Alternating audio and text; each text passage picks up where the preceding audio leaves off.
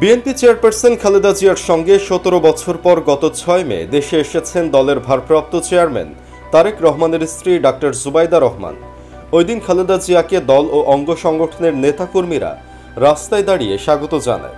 পাশাপাশি জুবাইদা রহমানকে স্বাগত জানিয়ে ব্যানার পোস্টারও প্রদর্শন করা হয়।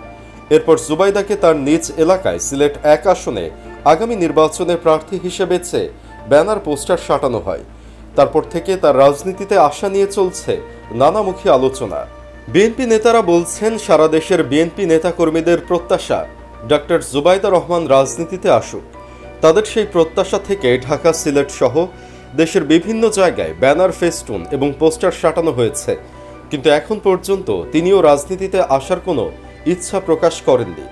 এছাড়া দলের মধ্যেও তাকে রাজনীতিতে নিয়ে আসার বিষয়ে আনুষ্ঠানিক অনানুষ্ঠানিক কোনো আলোচনা হয়নি। তাই এটা বলা যায় যে দীর্ঘ সময় রাজনৈতিক পরিবারের মধ্যে বসবাস করলেও সহসাই সরাসরি রাজনীতির সঙ্গে যুক্ত হচ্ছেন না তিনি। যদিও একটি সূত্র আমাদেরকে জানিয়েছে, মির্জা ফখরুল চান না জুবাইদা রাজনীতি করুক, এমনকি তারেক রহমানকেও দেশে ফেরাতে চায় না ফখরুল। আর এজন্যই এখন পর্যন্ত তারেক রহমানকে দেশে ফেরানোর পরিবেশ তৈরি করেননি তিনি। এটাই তারেক রহমানের দেশে না ফেরার অন্যতম কারণ। যদিও দলটির পক্ষ থেকে বলা হচ্ছে, তারেক জিয়া চান না বলেই রাজনীতিতে আসা হচ্ছে না জুবাইদা। দলটির নেতারা আরও বলছেন, খালেদা জিয়ার বর্তমান শারীরিক ও মানসিক অবস্থা ভালো থাকলেও তিনি পুরোপুরি রাজনীতিতে সক্রিয় হওয়ার সম্ভাবনা নেই। তার রাজনৈতিক উত্তরসূরি হিসেবে তারেক রহমানের নেতৃত্ব শক্ত অবস্থানে রয়েছে দল। শুরুতে তারেক রহমানের নেতৃত্ব নিয়ে দলের সিনিয়র নেতাদের মধ্যে কিছুটা অস্বস্তি থাকলেও নেতৃত্বের গুণে এখন তিনি সবার কাছে গ্রহণযোগ্য। আর তারেক রহমানও চায় না এই মুহূর্তে জুবাইদা রহমান রাজনীতিতে আসুক।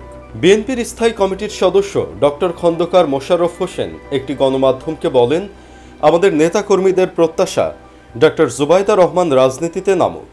তারই প্রতিক্রিয়া হিসেবে বিভিন্ন জায়গায় তার নামে এবং তাকে প্রার্থী হিসেবে দেখতে চেয়ে ব্যানার পোস্টার করা হয়েছে, কিন্তু এটা তার রাজনীতিতে আসার কোনো ঘোষণা নয়। ডক্টর জুবাইদা রহমান নিজেও রাজনীতিতে আসার কোনো ঘোষণা দেননি।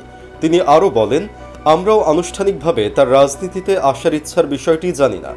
এটা নিয়ে দলের অভ্যন্তরে কোনো আলোচনা হয়নি। জুবাইদা রহমানের রাজনীতিতে আসার প্রসঙ্গে জানতে চাইলে আমরা বিএনপি পরিবারের আহ্বায়ক আতিকুর রহমান বলেন, এখনই তিনি রাজনীতিতে আসছেন না।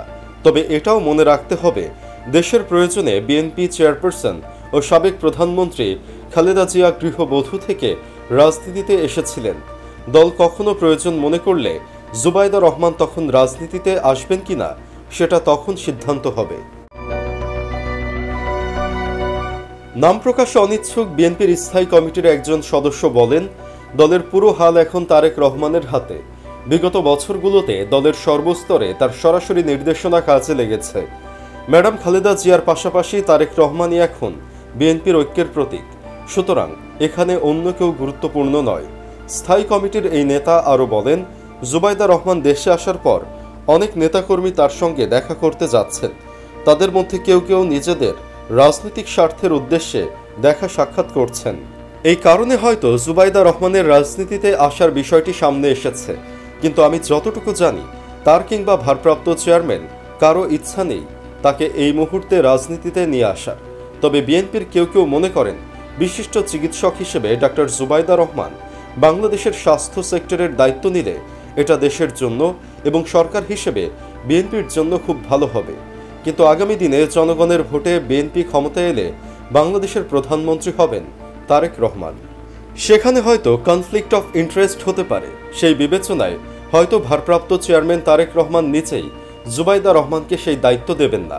তারেক রহমানের ঘনিষ্ঠ একটি সূত্রে জানা গেছে, চলতি মাসের শেষের দিকে লন্ডন ফিরে যেতে পারেন ডাক্তার জুবাইদা রহমান। সুপ্রিয় দর্শক, আপনি কি চান জুবাইদা রহমান এমপি হোক? কমেন্ট বক্সে জানিয়ে দিন আপনার মতামত। ভিডিওটি ভালো লেগে থাকলে অবশ্যই একটি লাইক দিন এবং শেয়ার করুন। চ্যানেলটি সাবস্ক্রাইব করে না থাকলে সাবস্ক্রাইব করুন। ধন্যবাদ।